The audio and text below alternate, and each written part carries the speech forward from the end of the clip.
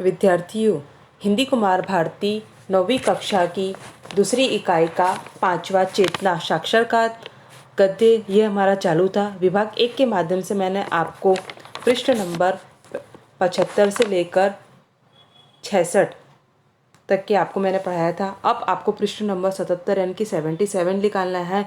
वहाँ पर मैं उसका वाचन कर रही है, आपको ध्यान से देखना है। अरुण जी अब क्या कहते हैं यहाँ देखेंगे। ऐसी उम्मीद करना तो मनुष्य की स्वाभाविक सोच है। डॉक्टर कलाम उसके आगे कहते हैं कि इसे सामान्य तो कहा जा सकता है, पर किसी भी प्रकार से स्वाभाविक नहीं कहा जा सकता। मनुष्य जन्म के समय दुनिया में अपने लिए क्या लेकर आता है? हम सभी इस दुनिया में खाली हाथ निवस्त्र अवस्था में होते हुए नहीं आते क्या?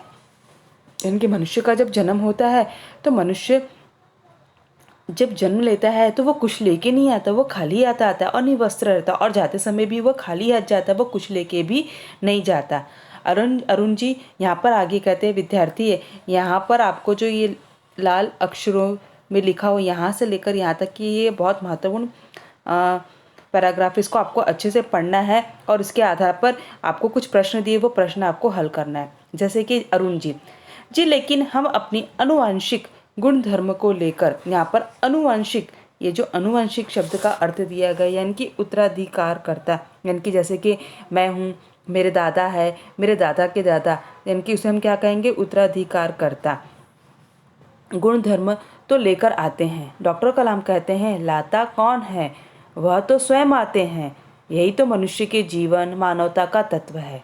दुनिया में आने पर जल्दी ही इस सत्य को एक नाम देकर उम्मीदों और जिम्मेदारियों तथा मोह माया के जाल में जकड़ दिया जाता है। यानी कि मनुष्य जब ये दुनिया में जन्म लेता है तो जन्म लेते ही उसे मोह माया और जिम्मेदारी के जाल में उसे जकड़ लिया जाता है। अरुण जी कहते हैं कि जी हाँ, इस प्रकार मानवता का अस्तित्व एक व्यक्ति के रूप में उपस्थित होता है। प्रत्येक शिशु के अंदर से एक अद्वितीय अस्मिता का प्रादुर्भाव होता है। डॉक्टर कलाम कहते हैं कि क्या अद्वितीय, यहाँ पर अद्वितीय यानी बेजोड़, प्रादुर्भाव यानी अवतरण या उत्पत्ति, क्या अद्वितीय वही घिसे पीटे खाचे मुखौटे हैं? मुखौटे का अर्थ रहता है चेहरा। या कहे कि शायद मूलभूत मानवता से टूटे भटकते पिंजरे। मानवता के मूल से मानव जीवन, यह भटकाव ही जीवन के दुखों और कठिनाइयों का प्रमुख कारण है। आगे भी क्या कहते हैं, इसके आधार पर आपसे कुछ प्रश्न पूछे, जैसे कि सूचना के अनुसार कृति करे के आधार पर वो आपसे प्रश्न पूछते हैं।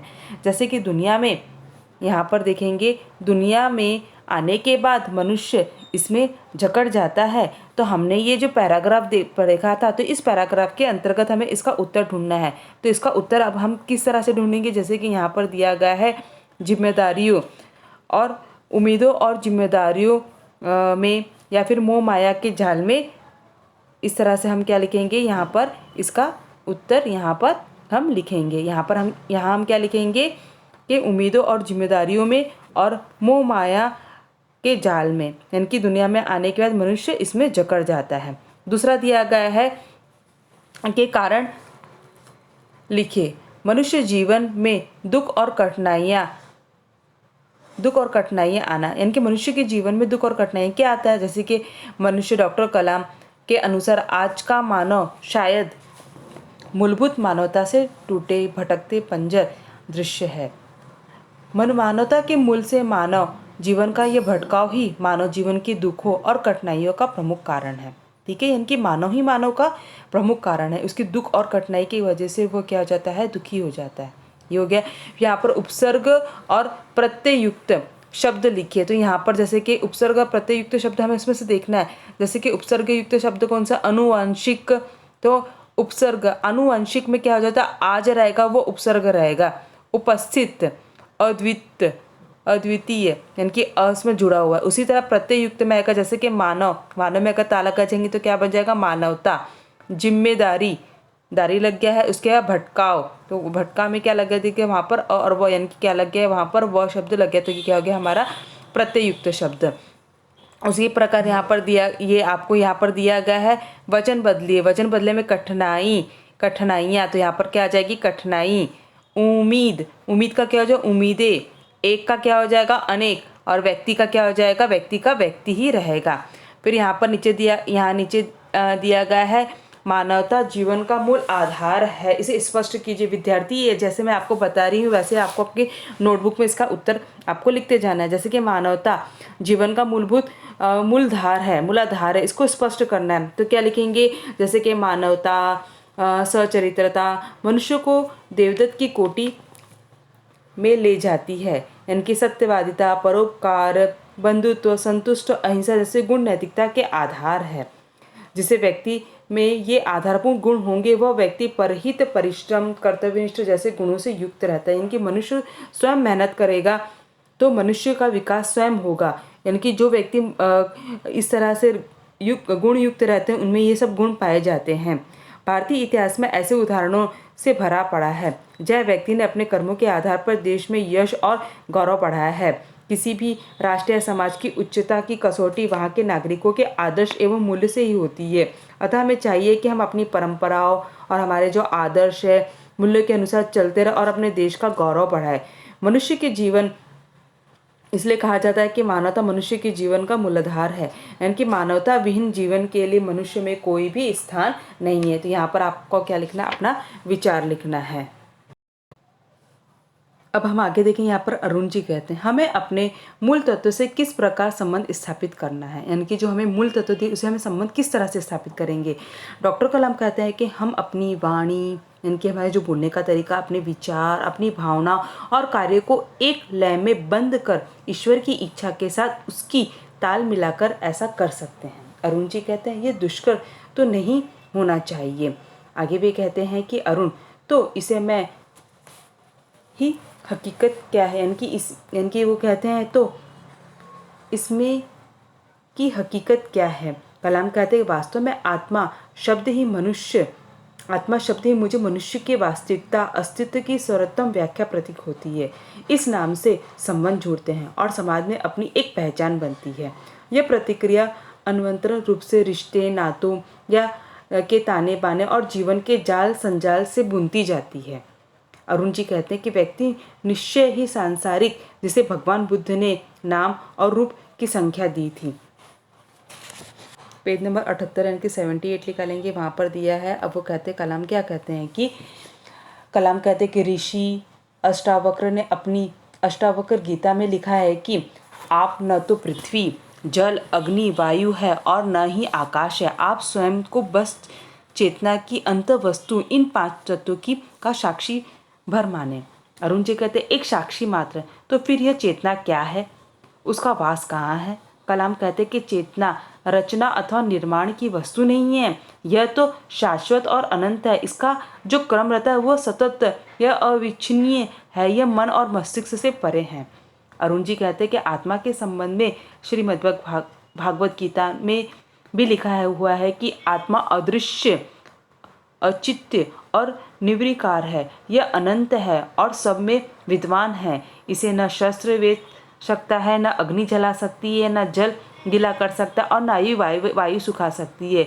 यह अजर और अमर है। डॉक्टर कलाम कहते हैं कि हाँ सचमुच पीढ़ी दर पीढ़ी मनुष्य की उत्पत्ति के माध्यम से इस अलौकिक अविच्छिन्नता का धारण विश्व के सभी प्रमुख धर्मों में समाविष्ट है। यानी कि यहाँ पर वो अपने विचार बता रहे हैं। इस तरह से आपको कुछ प्रश्न पूछेंगे, जैसे कि पंच महाभूत कौन कौन से, तो पंच महाभूत के अंतर्गत विद्यार्थी यहाँ पर दिया गया है, जैसे कि पृथ्वी, जल, आकाश, वायु, ये सब क्या है कि पंच महाभूत है। ठीक है, तो इसकी ये आपको ये करना है। तो इस चेतना के माध्यम से हमें बार बार क्या बताया गया है कि हमें अब्दुल कलाम के अनुसार हमें क्या करना है, हमें क्या करना है, निरंतर क्या करना, आगे बढ़ना है। यानी कि कलाम जी हमें संसार में ब्रह्मांड, मानवता की वास्तविकता, आत्मा तथा विभिन्न विषयों पर बड़ी ही गहराई से अपने यहाँ पर वो क्या कर रहे, विचार व्यक्त कर रहे कि ये सृष्टि जो हमें मिली है, इस सृष्टि से हमें क्या सीख मिलती है। यानी कि कलाम के अनुसार संपूर्ण ब्रह्मांड एक निश्चित व्यवस्था के अंतर्गत चलता है।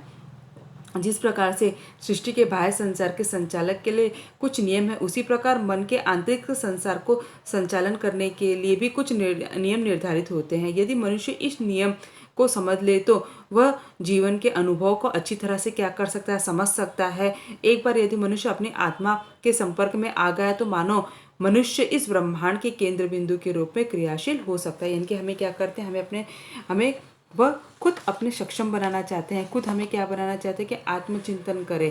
और इसलिए उन्होंने हमें यह साक्षात्कार, ये गद्य में बहुत ही सरल शब्दों में उन्होंने हमें समझाया है। विद्यार्थियां, पाठ के आंगन में पंच महाभूत मैंने आपको बताया था, पंच महाभूत के अंतर्गत आप यहाँ पर लिखोगे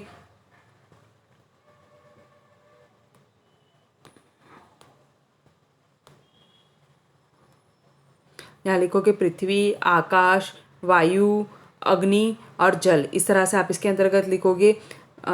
फिर यहाँ पर दूसरा दिया गया है कृति कीजिए, यानी कि बाह्य संसार के को क्या बोलते हैं, संचालन के। तो इसके अंदर आप क्या लिखोगे, यहाँ पर आप लिखोगे गुरुत्व का नियम और वायु गतिका का नियम। यहाँ पर इस तरह से आप लिखोगे। उसी तरह यहाँ पर नीचे दिया प्रश्न, तो पाठ में आए अवयवों को ढूंढे और उसके भेद बताकर वाक्य पूर्ण करिए। अब पाठ में आए हुए अवयव जैसे कि नीचे, यहाँ, जो, और, परंतु, पीछे, छी, ये सब जगह अवयव के शब्द हैं। जैसे कि उससे आपको शब्द बनाना है। जैसे कि नीचे यानी कि स्थानवाचक क्रिया विशेष अवयव, धीरज नीचे के कमरे में सोया है। यहाँ क्रिया विशेषण अवयव, नरेश यहाँ से कल चला जाएगा। यानी कि इस तरह से आपको क्या करना है, अव्यय शब्द ढूंढ के लिखना है। फिर दूसरा प्रश्न यहाँ पर दिया है, राष्ट्रीय हित में आपका योगदान। तो राष्ट्रीय हित के लिए आप क्या योगदान सकते हैं, अपने सहमत विचार लिख सकते हैं। जिसके भारत के राष्ट्रपति बनने के बाद एपीजे अब्दुल कलाम ने जनता को यह विश्वास दिलाने का प्रयत्न किया कि भारतवासियों की क्षमता किसी से कम नहीं है। उनके नेतृत्व में त्रिशूल, पृथ्वी, धनुष, आकाश आदि मिसाइलों को बनाए तथा उनका सफल प्रशिक्षण किया गया है। भारत को परमाणु शक्ति संपन्न बनाने में उन्होंने अहम भूमिका निभाई है।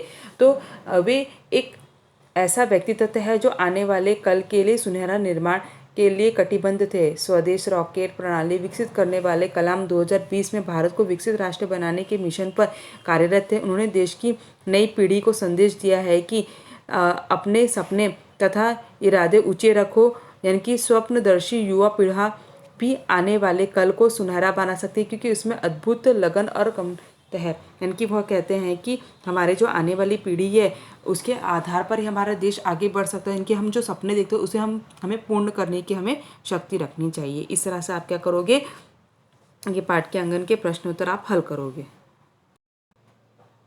रचना बोध के अंतर्गत आपने क्या समझा है, यहाँ पर आपको अपने विचार लिखना है कि आप अपने जीवन में किस तरह से अपने आप को आप अच्छा बना सकते हो, जिसका चिंतन करके, ये कल्पना करके आप अपने आप को किस तरह से आगे बढ़ा सकते हैं। आपको अपने विचार यहाँ पर स्वयं लिखना है और इस गद्य से आपको क्या सीख मिली है आपको यहाँ पर अपने विचार लिखना है।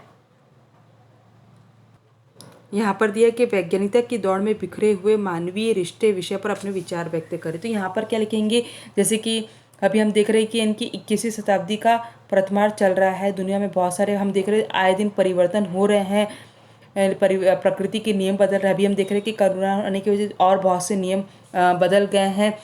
अधिक से अधिक वैज्ञानिक सुविधा जुटाने के लिए मनुष्य दिन रात क्या कर रहा है, मेहनत कर रहा है। अभी हम देख रहे हैं ना कि कोरोना ख़त्म करने के लिए नए नए इंजेक्शन बनाए जा रहे हैं ताकि बीमारी, पूरी सृष्टि इस बीमारी से बचे। तो क्या नए नए उपक्रम कर रहे हैं।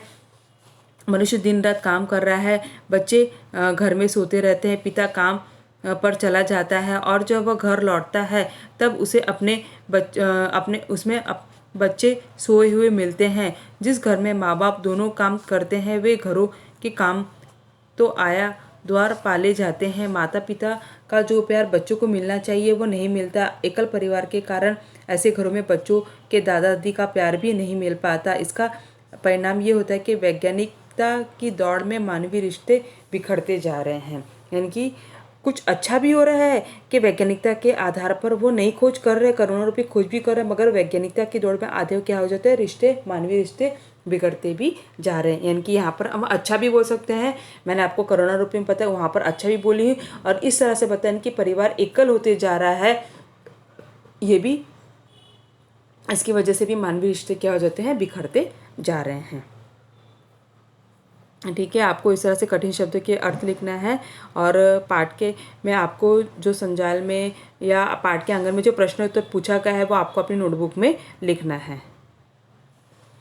विद्यार्थी यहाँ पर छंद छंद आपके लिए नवीन है। छंद, चौपाई, दोहा, सोरठा, ये आपको हमें पढ़ना है और अच्छे से समझना है। ये भाषा बिंदु का है। छंद किसे कहते हैं ये पहले मैं आपको अच्छे से ये समझाऊंगी।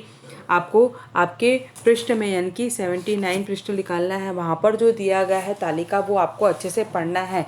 मैं आपको छंद किसे कहते हैं, चौपाई किसे कहते हैं, ये आपको मैं समझाने वाली हूँ। यानी कि निम्नलिखित छंदों के लक्षण उदाहरण सहित मैं आपको बताऊंगी कि छंद के कितने उदाहरण रहते हैं। ठीक है, तो आपको ये पूरा अच्छे से पढ़ के रखना है।